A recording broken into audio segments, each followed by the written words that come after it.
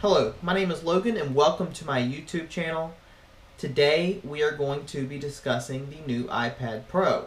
This is my very first video, so bear with me as I'm going to be honest, I don't know what I'm doing. But, hope you enjoy. Hello, again, welcome back. Today we are going to be discussing the iPad Pro 3rd generation 128 gig. I have already peeled off the plastic on this one, unfortunately. I purchased 2 of them. One is for a coworker. This one right here is for the coworker, so I'm going to show you that one. So when you open the device or the box up, looks just like a standard Apple packaging. Lift little tab, has the plastic.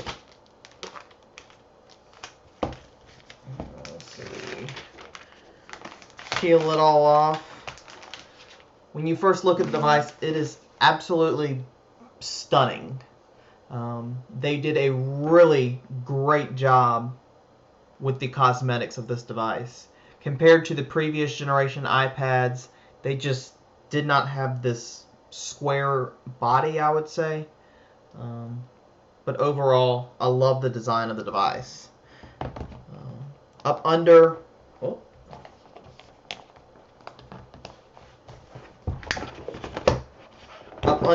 the pamphlet, you have a upgraded, I believe this is a, let's see, 5-volt.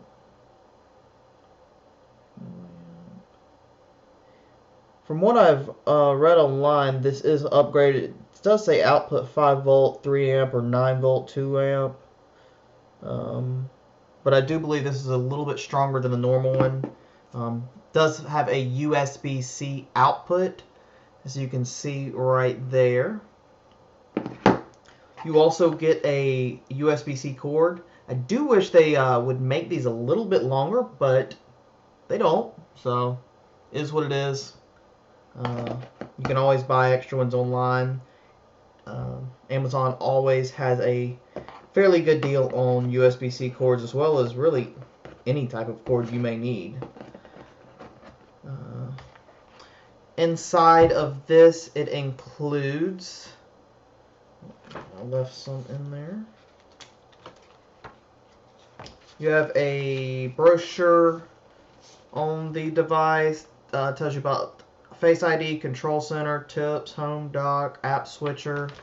Looks like it just goes over the multi-touch gestures, which are fairly new to the iPad. Though the older iPads did have gestures, just this one really requires it because there's no home button. Not sure what that is. You do get a SIM eject tool, which is nice. It's not as good as the old ones back in the iPhone 3G, iPhone 2G, if you want to call it that, days. But there is a SIM eject tool. You also get the infamous 2 Apple stickers. I'll go ahead and slide that back in there. Put that back there. Onto the iPad.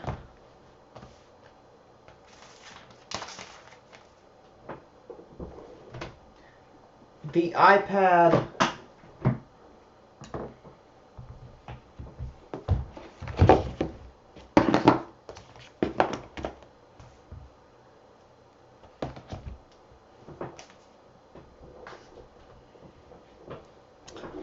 this is the iPad. Let's move on to that. I've already set this one up. This is my personal iPad. The display is absolutely stunning. It is, I would say, better than the previous version. I may be biased because I love my Apple products. So set that out the way over there. It does have Face ID. As you can see here, it automatically unlocks as soon as I look at it. If you do not look at it, let's see if I can get you to see it. If you do not look at it, you'll see how there's a lock. As soon as I look at it, it's unlocked. So, onto the actual iPad itself. It is beautiful. I mean, this is one of the Apple backgrounds that they provide for the new iPad Pro. The speed of this device, I originally came from the iPad Pro first generation. I obviously had many iPads prior to that, but this is, I don't even know how to put words to it. It's amazing. It's the closest thing that you can get to a computer replacement in the iPad line. They did finally decide to put in a USB-C port, which is nice. I am a little bit upset. I did upgrade my phone. I'm not sure what I did with my phone, but I did upgrade my phone to the iPhone XS. I wish they would have went ahead and replaced that with a USB-C port. I'm not exactly sure why they would not have replaced that, considering it didn't really come out that long ago. So now I also have the 2018 MacBook Pro, which obviously features USB-C. So it is very nice to have a universal charging, port for all your devices. iPhone XS is just kind of thrown out, still stuck in the Lightning world. So maybe next year's model will have the Lightning port. The actual iPad itself, the operating system is fairly similar to what it was. There's nothing really that new to it, with the exception of the new Apple Pencil. I like it. I will start out by saying that. It seems to be a little bit more accurate. I'm going to open up Notability. Let's see if I can find it. Let's see.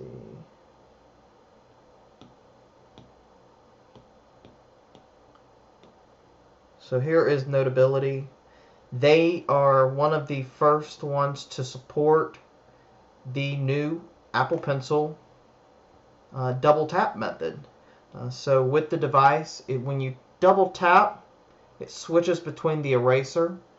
You can obviously change that under your settings. If you go into the settings on your phone, on your iPad, and click Apple Pencil, there's an option to switch between the eraser and then your last used utensil. I prefer the eraser because I make a lot of mistakes. So when you're writing, you can, I've got it on the eraser. All I got to do is tap. When you're writing, works great. Need the eraser, bam. You're just not stuck having to go back and forth between the top and your writing, the top and the right. That was one thing that drove me crazy with my previous generation Apple Pencil and iPad Pro. One downside to this is it does not work on the first or second generation iPad. I get why this doesn't work, but I still believe that you should be able to use your Apple Pencil first gen on the new iPad. They should have maybe made an adapter. Heck, they could have sold it for $10-15 and people would have bought it to save the whopping $119 that this cost. It truly blows my mind that you can't use your old one. So there it is. It is $129. Right now, the estimated ship date is about 2 weeks away. I do know that Best Buy has these. And they may even have the iPad in stock, which is really interesting. My local Apple store, which is the Apple Store in Augusta, Georgia, which is still about an hour away from me, they, for whatever reason, have the new Apple Pencil. So if you are in the Georgia, South Carolina area, I do know that the Apple Store in Augusta has the new Apple Pencil. Let me check to see if they also have the new iPad. I'm just going to do, this is the 256 gig version, so I'm going to go ahead and set that up. So the actual iPad, they do not have the iPad. It looks like that is even back-ordered even more for the store, which has a December 3rd pickup date. Today is November 9th, so I mean almost a month away. But if I order it online, I could have it at my house between November 26th and the 29th for the fastest delivery. So not sure why the Apple Store does not have the ability to get it in the same time frame. Other than that, I do actually have the new Apple Folio. I think that's what they call it, the Folio case. So that is this right here. It is a fairly nice case. I'm glad they did create something that protects both sides. So you don't have to, in my previous iPad, I purchased the protective back that Apple sold. I can't remember what it's called, and I clipped that on, and I also used the keyboard. This one is more of an all-in-one solution. One big downside to this is there's virtually no protection to the corners. I mean, it literally butts up to the edge. I'm not sure if you guys can see that, but there's nothing there to protect your iPad.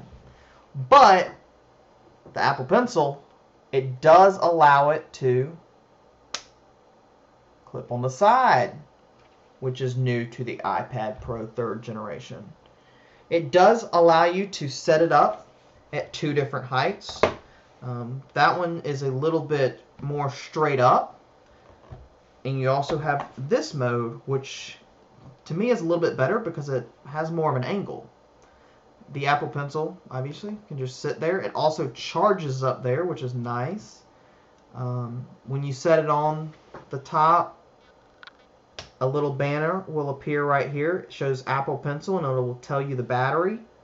One thing that is nice about the Apple Pencil, when you swipe down and go to your notification center, it does list your battery levels of both your iPad and your Apple Pencil.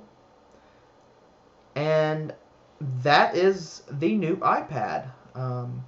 Let me know what you guys think. I love to hear the comments. I personally am glad that they did these modifications. They did a great job on this one, and I'm proud of it. Hey guys, I hope you enjoyed my video today. This was my very first video, so thanks for bearing with me as we went through the new iPad Pro and the Apple Pencil 2. Thanks for watching. Hit the subscribe button so you can catch up on my next videos.